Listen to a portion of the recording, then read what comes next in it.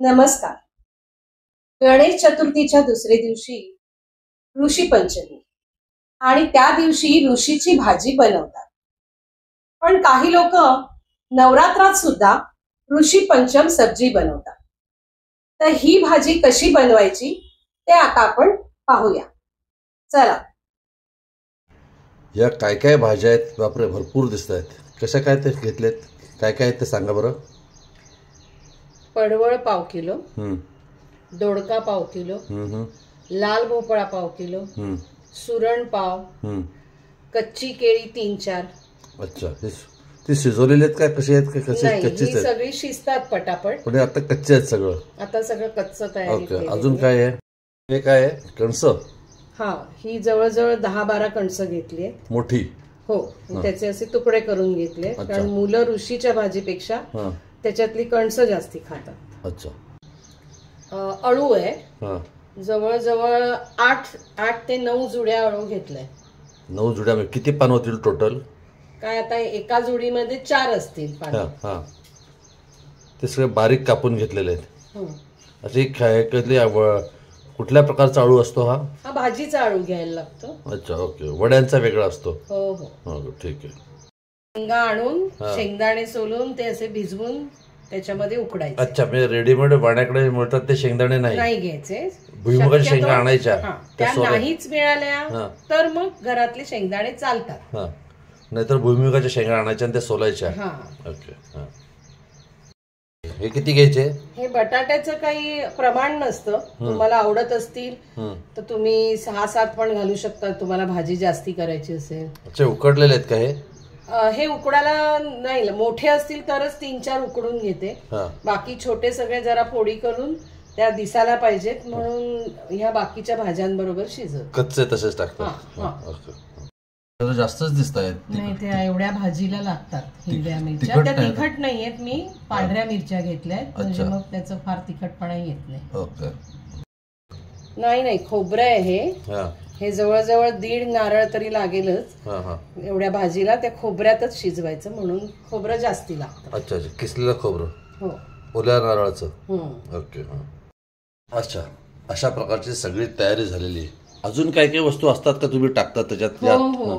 काय इकडे मिळाली नाही म्हणून ते लाल माठाच्या भाजीची देठ असतात मोठी मोठी, ती लागतात. अच्छा. आणि आंबाडीची फळं येतात आंबाडीच्या भाजीची, ती लागतात. पण ती शक्यतो आम्हाला इकडे तेवढी मिळत नाही. अगदी फार गावात जाऊन वगैरे आणायला लागतात. त्यामुळे मग ते आम्ही सोडून दिलं, ते नाही घालत. मीठ घालून घेते आणि उकडायला लावले. आता काय सेकंड स्टेप? अळू आणि शेंगदाणे एकत्र परत दुसऱ्या कुकरला लावून ठेवणं. अच्छा, पण ते एकत्र मिक्स करायचे का वेगळे? असं भांड ठेवून देणार वेगळ्या आणि ते शिजवायला ठेवायचे आणि हे कुकरला शिजत लावणार. ओके. हे स्टेप 2. अच्छा, मधल्या कुकर मध्ये काय शिजायला ठेवलंय? मधल्या कुकर मध्ये सुरण आणि मोठे बटाटे 4, बाकी फोडी टाकणार बटाट्याच्या. सुरण आणि बटाटे थोडे शिजवून. अच्छा, याला किती शिट्या द्यायच्या? सगळ्याला 3-3 शिट्या? नाही, कणसाला थोडे 4-5 देईन. ओके. आणि अळूला? अळूला सुद्धा काय 3 बास होतात. अळू शिजतं. ओके. तयारी झाली. आणि आता तयारी माझी झालेली आहे. सगळ्या भाज्या ज्या पाहिजे त्या शिजवून घेतल्या, बाकीच्या चिरून घेतल्या. आणि आता मोठं पातेलं घेऊन त्याच्यामध्ये साजूक तूप, गाईचं तूप घातलेलं आहे. किती? ही उपासाची भाजी असल्यामुळे तुपात करायची. त्याला किती प्रमाण नाही, भाजी आहे त्याप्रमाणे त्या पातेल्यामध्ये तेवढं तूप हवं. ओके. पुढे नेक्स्ट त्याच्यावर जिरं घातलंय. ते पण आपल्या प्रमाणाने जसं आवडत असेल तसं घाला. उपासाच्या भाजीला घालता तुम्ही बटाट्याच्या तसं. ओके. जिरं झालं.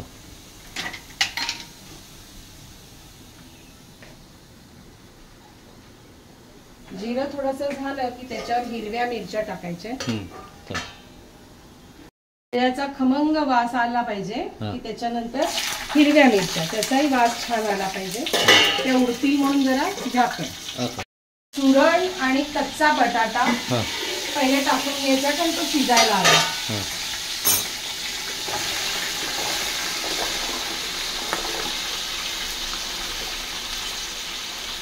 थोडे शिजवून घेतलं होतं ना, काय होतं शिजवून नाही ना, हे सुरण नाही शिजवलं, थोडासा बटाटा वेगळा शिजवलाय तो बाजूला ठेवला. ओके. बाकी बटाट्याचे तुकडे आणि सुरणाचे ते शिजत ठेवले. हे अर्धे शिजत आले की त्याच्यावरती मग हे पडवळ, शिराळ, लाल भोपळा आणि कच्ची केळी. अच्छा. ती पटापट शिजतात, ती ह्याच्यानंतर टाकायची. जरा हे थोडं वेळ लागतो शिजायला, ह्याला जरा वेळ लागतो. म्हणून झाकण ठेवायचं त्याच्यात. नाही हो, झाकणावर पाहिजे गरम पाणी, मग ते गरम पाणी टाकता येईल. ओके. आता हे बटाटे आणि सुरण शिजवायला टाकले ना आतमध्ये फोडणी, त्याच्यावरती झाकण ठेवून थोडंसं पाणी ठेवलं, मग ते गरम पाणी पण मला प्रत्येक वेळेस थोडं थोडं थोडं आत टाकता येईल. ओके. हे काय केलं, थोडं पाणी टाकलं आत गरम.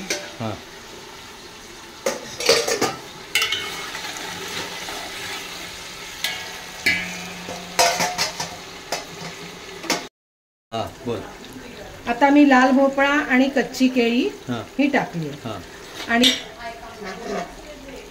त्याच्यानंतर दोडका आणि हे थोडं 2-3 मिनिटं नंतर का टाकणार एकदम, कारण ती मऊ शिजतात फार, मग ही विरघळून जाते म्हणून आधी टाकले. परत झाकण. थोडंसं खोबरं घालून टाकते आता, म्हणजे खोबरं शिजत राहील. अच्छा, खोबरं पण शिजायला लागतं. हा, खोबऱ्यात ती शिजली पाहिजे ना. खोबऱ्यात शिजवायची. अच्छा, खोबऱ्यात शिजवायची असते भाजी. ओल्या नारळामध्ये तर करायची. ओके. आणि ढवळत राहायचं असं का परत झाकण ठेवायचं?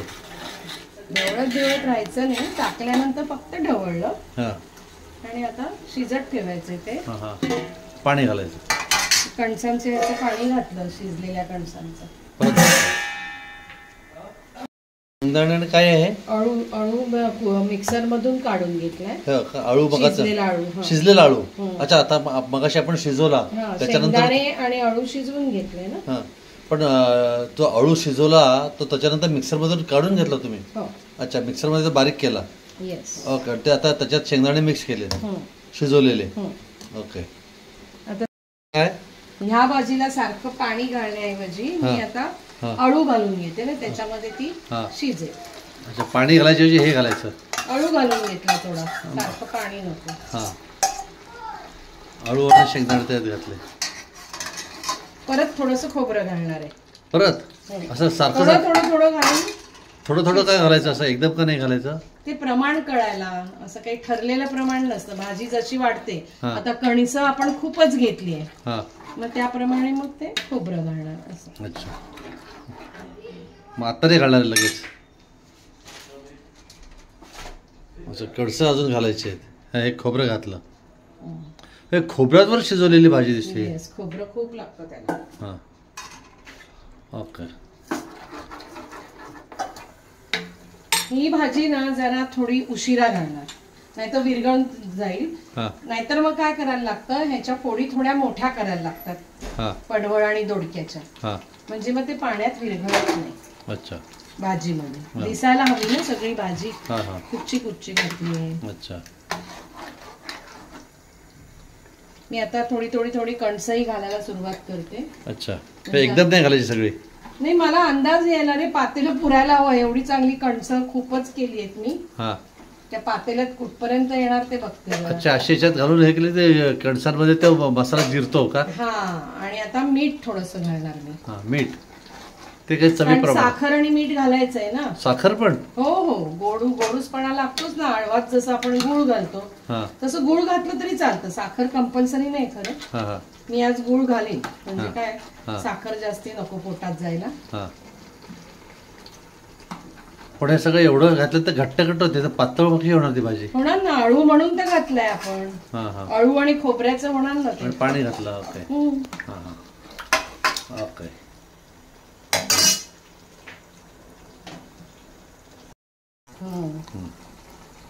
साखर घालत होतो इतके दिवस, पण आता हळूहळू गुळ वापरायला जास्ती सुरुवात केली आहे. अच्छा, साखर नको जास्ती पोटात जायला. ती आपल्याला जशी चव आवडते त्याप्रमाणे गुळ घालायचा. कोणाला थोडी गोडूस आवडते, कोणाला कमी आवडतं, पण आम्हाला अळू जसा गोड लागतो तसं ही भाजी पण गोड लागते, त्यामुळे घालतो. गोड म्हणजे थोडं प्रमाणात घालायचं, स्वीट डिश होऊन जाईल. नाही, स्वीट डिश नाही, चवीला. पण आता एवढ्या चांगल्या भाजीला लागेलच ना. हा हा आणि आपल्याला असं वाटलं आपण मिरच्या कमी घातल्यात तर वरून थोड्याशा फोडून घालायच्या 2-2 तुकडे करून तिखटपणाला. पण काय आता ते खूप शिजतात आणि मग जिभेला तिखटपणा खूप नको लागायला म्हणून कमी घालतो असं. ओके. हळद रंग कसा, हळद टाकली का? नाही रे, हे कणसांचा कलर दिसतोय तुला. हा ही उपासाची भाजी आहे. ऋषी पंचमीचा उपास असतो लोकांचा, त्याची भाजी आहे. ही तुम्ही कधी एरवी सुद्धा केली तरी ह्याला हळद नसते. हळद नाही. ओके. बटाट्याची भाजी उपासाची करतात जिऱ्याची फोडणी देऊन, तशी ही भाजी टाकायची. यात हळद बिलकुल नाही. ओके. ते सगळं उकळतंय. आणि आता ही शेवटी पडवळ आणि टाकायचंय मला दोडका. त्याच्या आधी खोबरं घालून घेतलं अजून. असं हप्त्याने टाकलं ते खोबरं शिजण्यासाठी, खोबऱ्यामध्ये शिजवायचं म्हणून. बरोबर. ओके. जेवढं खोबरं घालतो ना त्याच्या रसाने भाजी जास्त छान लागते. अच्छा अच्छा. आता हे उरलेले दाणे होते दोडका आणि पडवळ, हे खूपच छान म्हणजे विरघळून जाणार नाही त्याची भाजी होईपर्यंत ते शिजतं.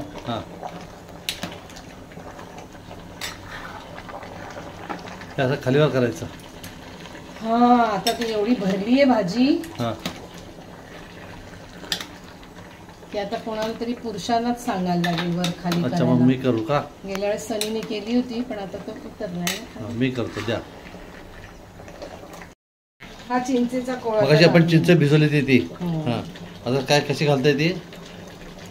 हे आता असं चिंच पिळून घेणार आणि त्याचं ते जाड जाड पाणी टाकणार सगळं. अच्छा, आणि चिंच फेकून देणार. मग ते हे कशाला, ह्याच्यात गेलं ना सगळं. अच्छा अच्छा. कोळ कशाला म्हणतात? हातात येतो त्याला कोळ का भांड्यात आहे त्याला कोळ म्हणतात? भांड्यात आहे त्याला चिंचेचा कोळ असं म्हणतात. आता चिंचेचं पाणी म्हणतात. चिंच हा कोकणातला शब्द दिसतोय.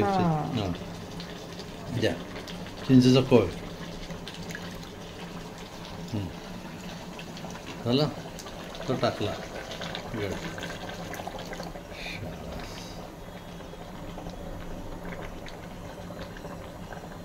चिंच जाता का पण जाता खाली आली की त्याची मजा झाली.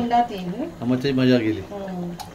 आणखीन आता परत थोडस मीठ परत गुळ घालणार. थोडं घातलं होतं ना. ओके. भाजी रट्टे म्हणतात तसं झालंय. मीठ किती चवीप्रमाणे. ओके. आता एकदा नैवेद्य दाखवून झाला की खाऊन बघायची, कारण ही एवढी चांगली भाजी आपण वर्षभर करत नाही. काय आहे? गुळ आहे. अच्छा, परत गुळ. वर्षभर करत नाही मग त्यामुळे अंदाज येत नाही मिठाचा. ते कमी पडलेलं चालतंय. नैवेद्य दाखवून झाला की खाऊन बघायचं आणि त्याप्रमाणे मीठ ऍड करायचं. ओके. मीठ पण मगाशी टाकलं की एकदा आपण मीठ. हो, ते एवढ्या पातेल्याला मी थोडं घातलं होतं. आता परत थोडं घातलं.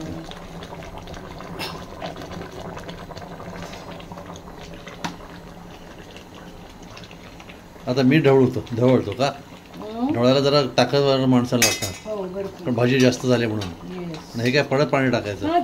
हे कुठलं पाणी आहे? कणसांचं राहिलेलं पाणी थोडंसं अजून. ओके.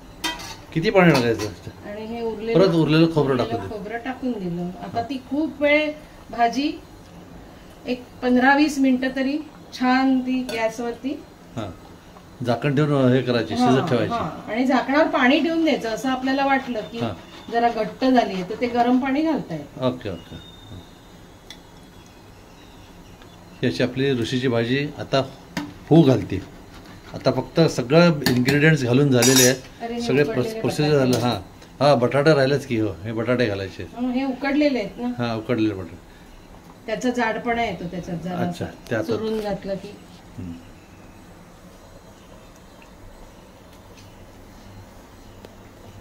ओके.